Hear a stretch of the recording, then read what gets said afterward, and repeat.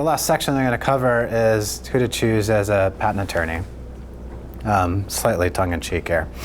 The Supreme Court has said that writing a patent application is actually the hardest legal document there is.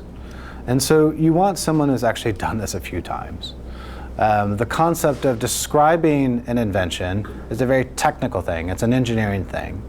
But to be able to figure out these are the claims, these are the 200 words, these are the 5 bullet points that we're going to go after, that's going to distinguish this invention from everything that's been done in the past, and that is going to provide protection against everything that could happen in the future, is really hard. That's an art form, and it takes a long time to figure that out.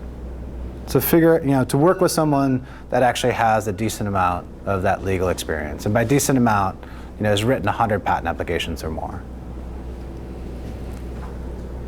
When they're figuring out what 200 words to choose, they need to know what they're talking about.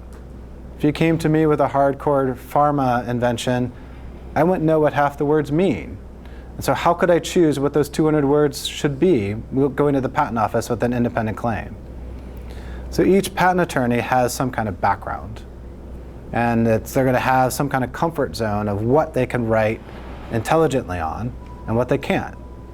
My background's mechanical and electrical degrees, and I do a significant amount of software, and we actually do a decent amount of bio.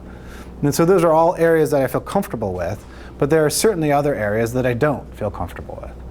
And so to work with someone that has that kind of technical background, and by simply describing your invention to them, if they can't come back and describe it back to you and reflect that, they'd be able to talk about what is patentable and interesting about that. That is a huge, huge red flag, that you need to be working with someone that understands your technology. Startup patent law is very, very different than Fortune 500 patent law. Fortune 500 companies typically don't use the provisional process. They typically don't use PCT process to be able to delay what countries they should enter. And they typically are working with folks that have patent attorneys that know or only know how to write a patent application on what they're given by in-house patent counsel at a Fortune 500 company.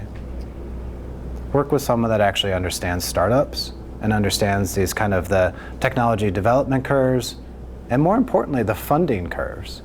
So much about building a patent portfolio is actually timing the provisionals so that you file a provisional on a seed round and you actually convert it after you raise an A round. Patent applications are really expensive.